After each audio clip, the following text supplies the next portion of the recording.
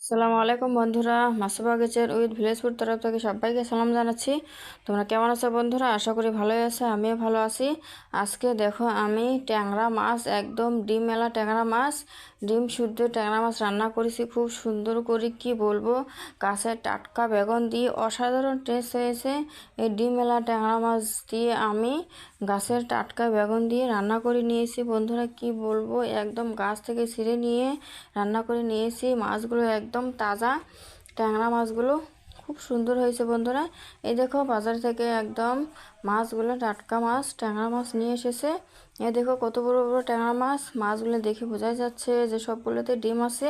দেখো মাছগুলোর পেটটাতে একদম টিপ টিপে মনে হয় ফুলে উঠেছে, এরকম করে মাছগুলো খুব সুন্দর, কিন্তু ডিম সবগুলোতেই ডিম আছে বন্ধুরা। আর এই যে আমি গাছ থেকে বেগুনগুলো এখনও ছিঁড়ে আনলাম বন্ধুরা। এই দেখো এগুলো সাদা বেগুন, দেখতে পারছো?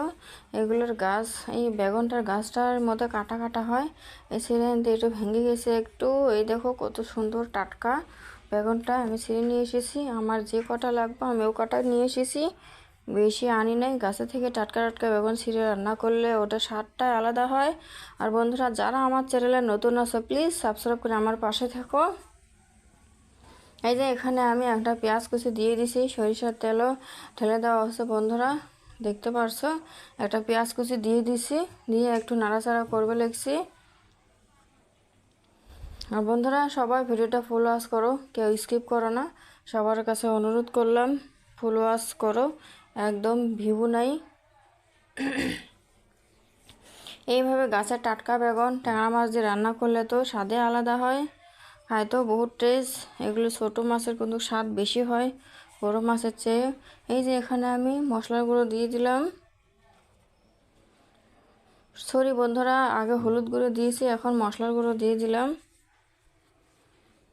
এই যে এখানে আমি মরিচ পেঁয়াজ বাটাটাও ঢেলে দিলাম। মরিচগুলো লাল মরিচ আসার জন্য একদম বাটাটা কি সুন্দর লাল লাল হয়েছে। এখন এগুলো একটু নেড়ে চেড়ে নিচ্ছি, মশলা কষিয়ে নিচ্ছি আমি। এই যে লবণ ঢেলে দিলাম। আমি জানি না কে কীভাবে ট্যাংরা মাছ রান্না করো বন্ধুরা, আমি এইভাবে রান্না করবে লিখছি, তোমাদের সামনে ওটা তুলে ধরলাম। তোমরা সবাই দেখো কিভাবে রান্না করি আমি। এই যে বেগুন কাটে নেওয়া বেগুনগুলো দিয়ে দিলাম। এখন একটা আলুও কেটে দিয়েছি বন্ধুরা। এগুলো ভালো করে একটু নেড়ে চেড়ে নিচ্ছি।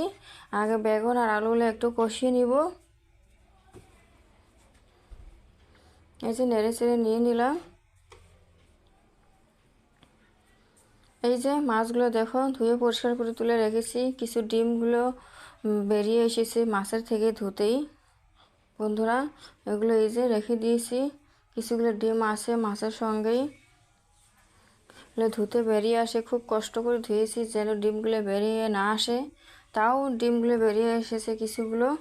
এই দেখো আমি খুব সুন্দর করে কিন্তু কষিয়ে নিচ্ছি বেগুন আর আলুগুলো। এইভাবে কষিয়ে নিবে ট্যাংরা মাছ রান্না করলে, এইভাবে কষিয়ে নিয়ে রান্না করলে খুব টেস্ট হয়। এই যে এখানে আমি একটু জল ঢেলে দিলাম। এই জলটা ঢেলে দিয়ে একটু নাড়াচাড়া করে নিচ্ছি।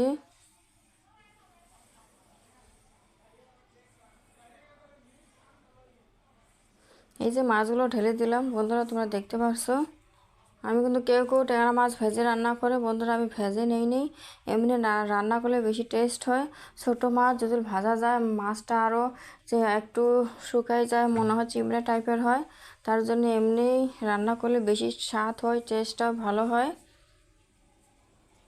এই যে এখন আমি হালকা হালকা করে নেড়ে চেড়ে নিচ্ছি যেন মাছগুলো ভেঙে না যায়।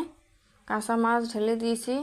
এই দেখো আমি হালকা হালকা করে কষিয়ে নিয়েছি, নিয়ে এখন আমি জলটা দিয়ে দিলাম, জল দিয়ে দিচ্ছি। এই দেখো বন্ধুরা, আমি জলটা কিন্তু পরিমাণ মতো দিয়ে দিচ্ছি, বেশি জল দিয়ে দেই নাই।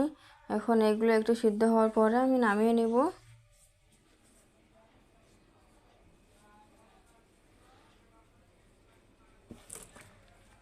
এভাবে টাটকা গাছের বেগুন আর টাটকা মাছ খুব স্বাদের রান্না হয়েছে বন্ধুরা। এটা খুব টেস্টি একটা রান্না হয়েছে। ডিমেলা মাছ রান্না করেছি আমি, ট্যাংরা মাছ। এই যে এখন কিছুক্ষণ রেখে আমি নামিয়ে নিছি বন্ধুরা। এই দেখতে পারছো কত সুন্দর হয়ে গেছে রান্নাটা আমার। এই দেখো বেগুনগুলো গলে গেছে, একদম গলে গেছে, একদম টপটপা হয়েছে, মিষ্টির মতন গলে। এই যে মাছ